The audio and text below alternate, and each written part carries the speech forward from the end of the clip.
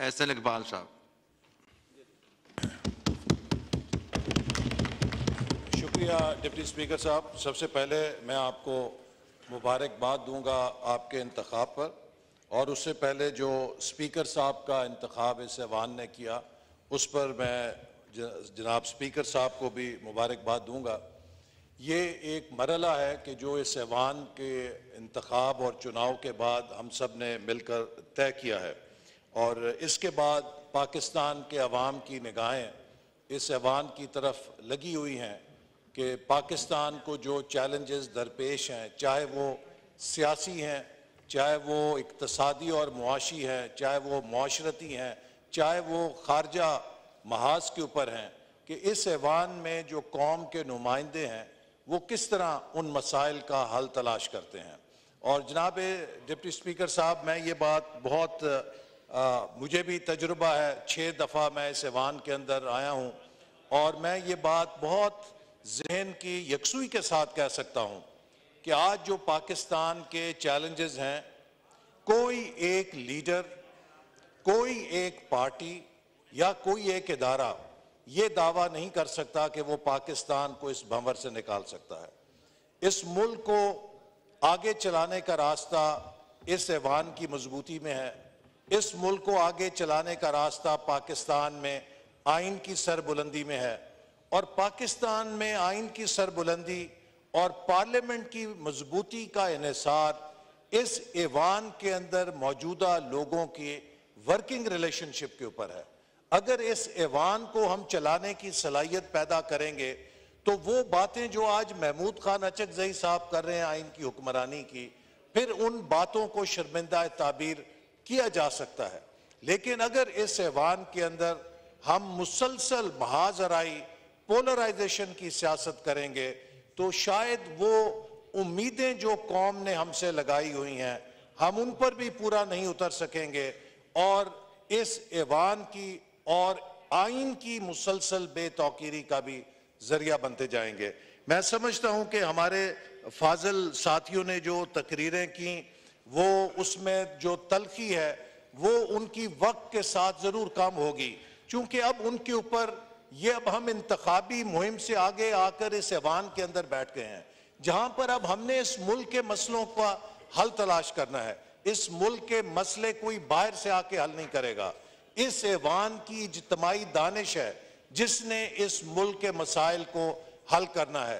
कल तक हम उस तरफ बैठे थे, आज हम अगर इस तरफ बैठे हैं तो यही जमहूरी अमल है कि जब हम किसी नशिस्त के ऊपर बैठते हैं तो हमें ये जरूर पेश नजर रखना चाहिए कि कल को इस जमहूरियत के जरिए और इस सियासी अमल के जरिए किरदार बदलते रहते हैं, रोल बदलते रहते हैं, लेकिन हमारी रवायात मुस्तकिल तौर पे तारीख में रकम होती हैं।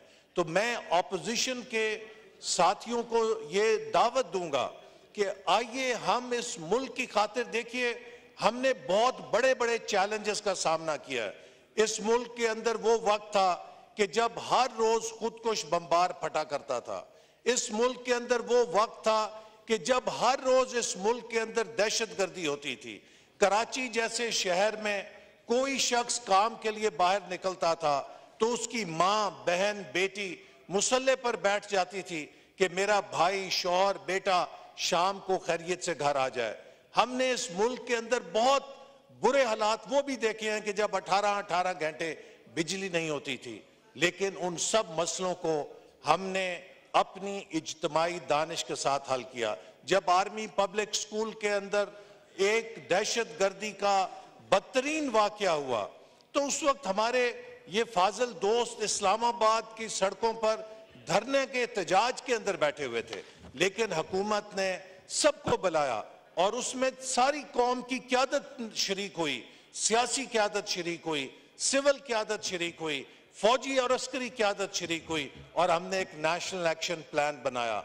उस नेशनल एक्शन प्लान को सूबाई हुकूमतों ने और वफाकी हुकूमत ने अपनी सियासी तकसीम से कता नजर मुल्क के जज्बे के साथ उसके ऊपर अमल किया, और उसका नतीजा ये निकला कि मुल्क के अंदर अमन आया।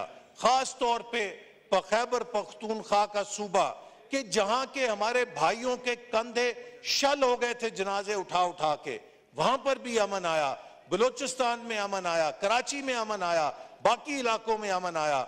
और ये वो ताकत है जिसने बताया कि जब ये कौम मिलकर किसी मकसद के लिए काम करती है तो वो क्या कुछ कर सकती है, वो दहशत गर्दी को भी शिकस्त दे सकती है। इसी तरह मुझे याद है कि जब हमने सी पैक का मंसूबा शुरू किया तो उसके ऊपर भी इब्तदा में बड़े एतराजात आए, लेकिन उस वक्त पीटीआई की हुकूमत थी खैबर पख्तूनख्वा में और वजीर आला परवेज खटक साहब थे।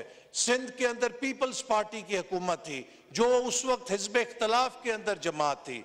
हमने इस ऐवान के अंदर एक दूसरे के खिलाफ तकरीरें की, लेकिन सी पैक जैसे मंसूबे को कामयाब करने के लिए जब बीजिंग में हम गए छठी जेसीसी मीटिंग में, तो परवेज खटक साहब भी उसमें शामिल थे जो पीटीआई के वजीर आला थे, उसमें पीपल्स पार्टी के वजीर आला भी शामिल थे, उसमें सारी कौम ने मिलकर इस मंसूबे को कामयाब किया।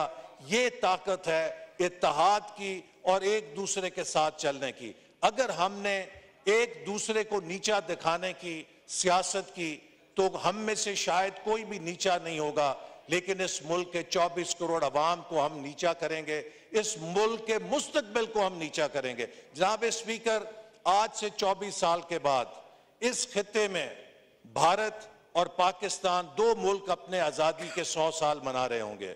हमें आज ये सोचना है कि हमारे नौजवान आज से 24 साल के बाद जब तारीख का सामना करेंगे, तो जब भारत के नौजवान 100 साल के बाद कहेंगे कि हमने भारत को दूसरी या तीसरी बड़ी मईशत बना दिया, तो हमारे नौजवान उस वक्त तारीख का सामना किस एतमाद के साथ करेंगे। और अगर हमने अगले 24 साल के सफर को महफूज करना है तो अगले 5 सालों के अंदर हमने मिलकर उसकी बुनियाद रखनी है। और ये बुनियाद, मैं फिर कहूंगा कि अगर किसी के जहन में ये सोच है कि कोई एक लीडर, कोई एक पार्टी या कोई एक इदारा तन्हा कर सकता है, तो मेरे नजदीक उसको अपना इलाज कराना चाहिए, क्योंकि ये मुल्क अगर आगे चल सकता है तो ये एक दूसरे के साथ मिलकर चल सकता है।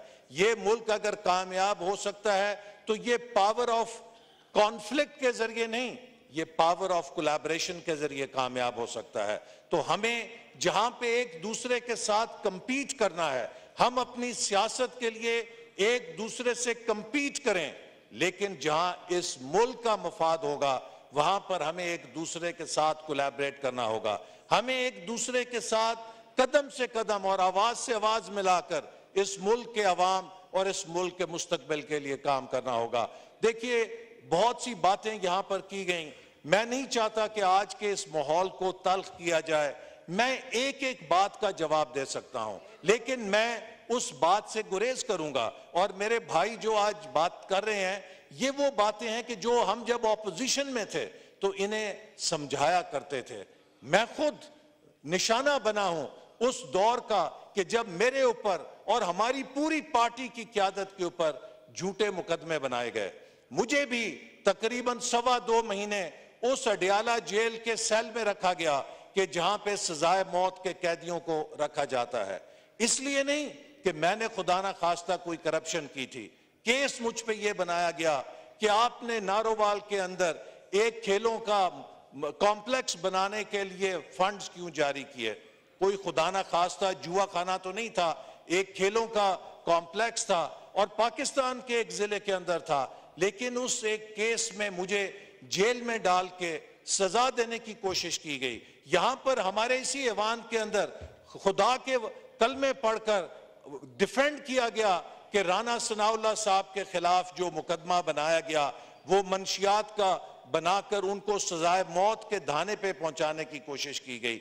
इसी तरह और बेशुमार केसेस बनाए। लेकिन जनाब स्पीकर, हमने या मैंने कभी ये कोशिश नहीं की कि मैं भी चाहता तो नारोवाल के अंदर कोई तलाश करता, रियासत का दिफा का इदारा उस पर चढ़ दौड़ता, अपने हमायतियों को कहता जाके उस पर हमला कर दो।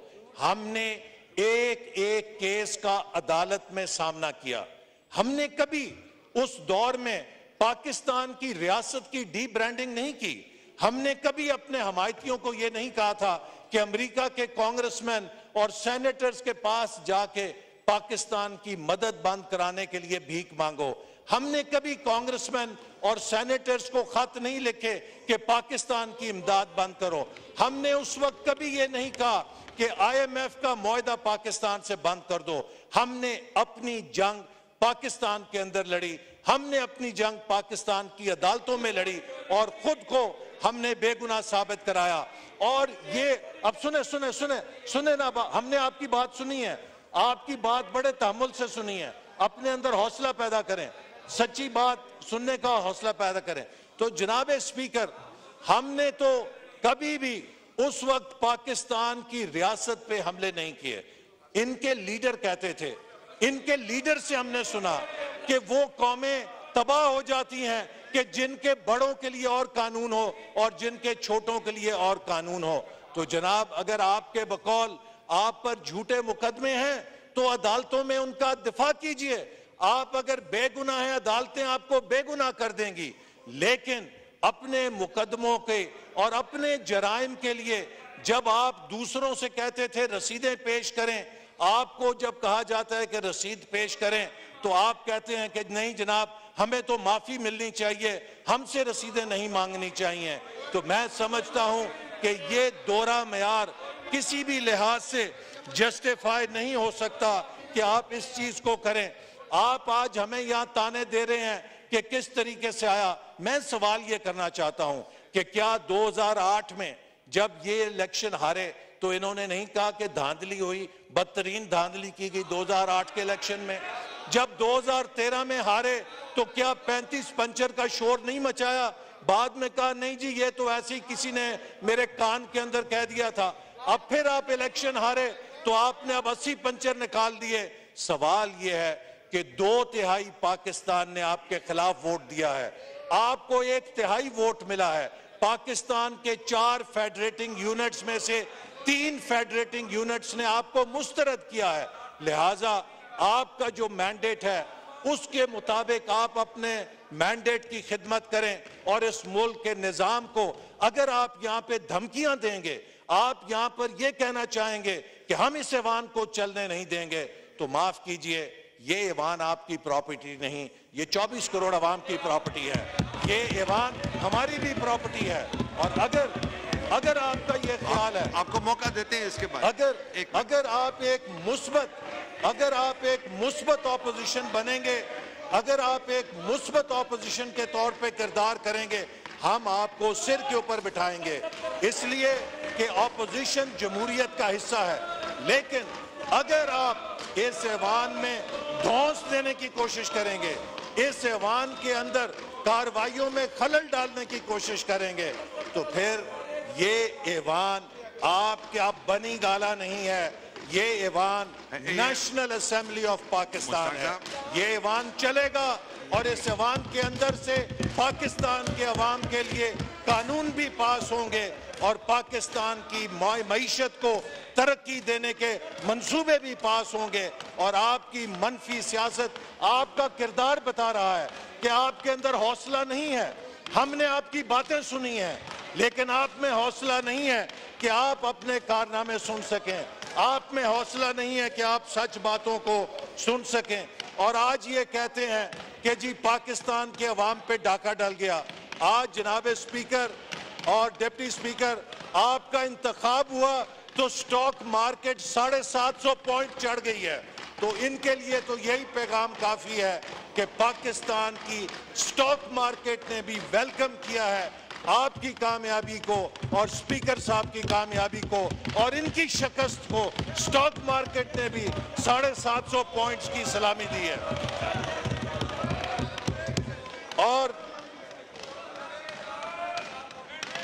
और वैसे आज ये गिला कर रहे हैं कि इस मुल्क में एजेंसियां नहीं होनी चाहिए।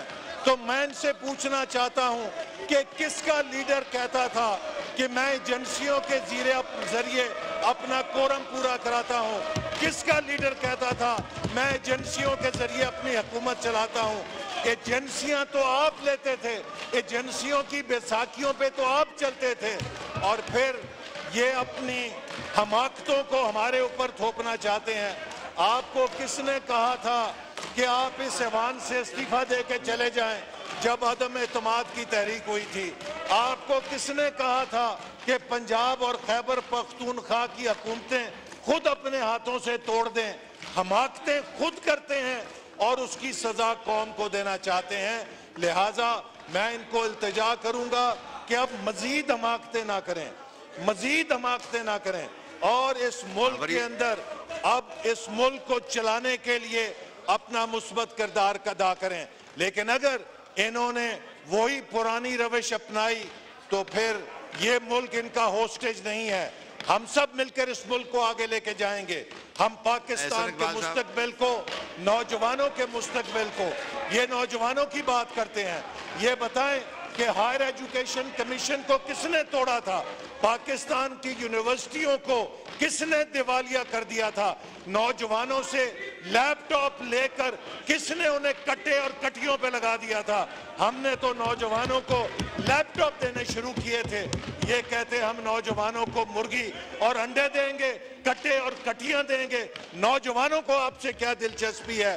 नौजवान हमारे साथ हैं जिनको हमने लैपटॉप दिए, जिनको हमने तालीम के मौके दिए, जिनके लिए हमने स्किल्स प्रोग्राम शुरू किए और इंशाअल्लाह ताला पाकिस्तान के नौजवानों को हम बेहतरीन खेलों की सहूलतें देंगे। हम उनको आईटी स्किल्स देंगे और 21वीं सदी में लेकर जाएंगे। नौजवानों को गाली गलौज के कल्चर में नहीं जाने देंगे। तो इसलिए मेरी आपसे इल्तिजा है कि हम आपके मुस्बत ऑपोजिशन के किरदार की तवक्को रखते हैं और हम उम्मीद करते हैं कि आप यहाँ पर वो गाली गलौच नहीं करेंगे, वो आप यहाँ पर आकर बातें नहीं करेंगे जो आप बाहर खड़े होकर करते हैं। ये सोशल मीडिया का प्लेटफॉर्म नहीं है, ये पाकिस्तान के 24 करोड़ अवाम का नुमाइंदा ऐवान है और इसका तकद्दुस है और इसकी जिम्मेदारी है जो जितनी हमारे ऊपर है। शुक्रिया एहसान इकबाल साहब, शुक्रिया। माइक खोलें एहसान इकबाल साहब का। इस ऐवान को, आइन को, जमहूरियत को मजबूत करने के लिए एक मुस्बत आगाज करें, एक पॉजिटिव बिगिनिंग करें। लेकिन अगर आपने मुसलसल मनफी रवैया अपनाया तो फिर ये ऐवान आपकी जागीर नहीं है, ये ऐवान चलेगा और इस ऐवान को हम चला के दिखाएंगे। शुक्रिया। एक मिनट उमर अयूब साहब, एक सेकंड सिर्फ अर्ज सुन ले। एक अनाउंसमेंट है इलेक्शन की, वो मुझे करने दें। आपको मैं 2 मिनट देता हूं काइंडली। 8.5 घंटे हो गए हमारे इजलास को, मगरिब का भी नमाज नहीं पढ़ी है। इसके बाद 2 मिनट दूंगा मैं इस साइड को। 1 मिनट बैठे मैं अनाउंसमेंट कर लूं। उमर अयूब साहब आपको टाइम देते हैं, मैं काइंडली शॉर्ट कीजिएगा प्लीज।